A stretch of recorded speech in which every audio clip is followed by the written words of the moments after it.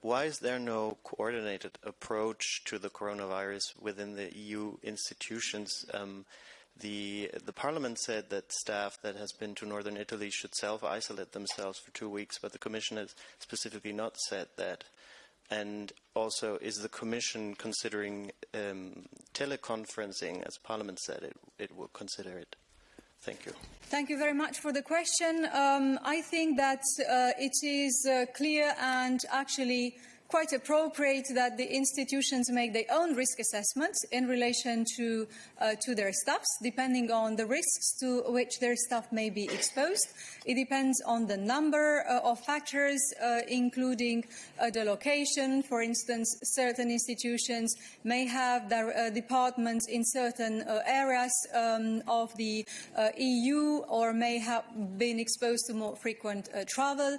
At any rate, each institution is conducted its own risk assessment in discussion with their medical service and appropriate authorities, and then issue the guidance that they consider appropriate for their staff. So yes, if there is a difference in the type of measures that are introduced and communicated to staff, this is explained by the risk assessments which are conducted by the institutions. I think that we have explained clearly what we believe should be would be the measures applied to Commission staff in a differentiated way, depending on whether they are or they have travelled to the so-called red areas, or rather to the yellow areas, as identified by the Italian authorities. But we have no comments to make on the measures that have been introduced by the European Parliament in relation to their staff and to travelling to those areas. Thank you. Lorenzo. Yes, it sounds rather strange that the Commission that has to coordinate all the measures of member states on this doesn't have anything to say about the fact that the internal EU institutions have a different approach, and they are using in a different way the risk assessment. In the Parliament and also in the Committee of Regions, they are asking people that have been in 4 regions of northern Italy, and by the way, it is not clear why 4 and not 6 or 7 or 8, because there are only 2 regions in which there are red zones. They are asking the people that have been there to stay home, not to come, if they are in Brussels in the Committee of Regions, to ask for reimbursement without participating to the work. I mean, it's frankly not very easy to understand how is it possible that the EU is not able to have a coordinated approach on this. Lorenzo, I think that we are talking about various different things in relation to this debate. First of all, you are talking about the Commission having a coordination role.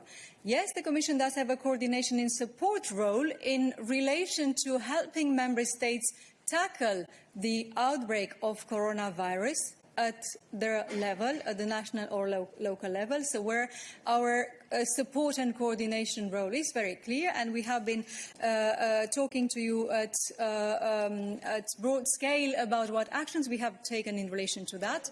However, that doesn't extend and that doesn't cover the measures that each institution would take in relation to their own staff. It is simply about an assessment of the risks to which employees of each institution would be exposed to, depending on a number of factors. And whether the Committee of the Regions or the European Parliament reach different conclusions based on the number of factors which they take into assessment. As you know, the Committee of the Regions is composed of representatives from the local level and from the regional level.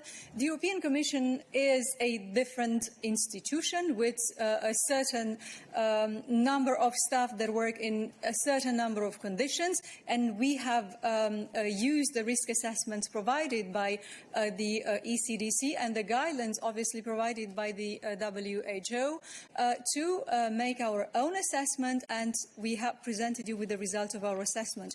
I wouldn't be able to go further than that in comparing the different measures taken by the institutions. And I would also say that the situation is dynamic, because each institution will surely reserve the right to revise those guidelines depending on how the situation evolves. And in addition to that, I would plead again for making a differentiation between the policies that each institution adopts for their own staff and the support and coordination role that the Commission has in relation to the Member States for helping them address this outbreak. These are two very different things. Mose? Thank you. Yes, you're right. We discussed these issues at length yesterday at the technical briefing. As you said, I mean, I thought that all institutions are using the same risk assessments provided by ECDC, but now, as you said, they have their own risk assessment, which is a bit surprising. But it brings me to the next question, because I think you announced yesterday that the Commission would issue some kind of travel guidance, I suppose, to the Member States, or some kind of template or guidance for that.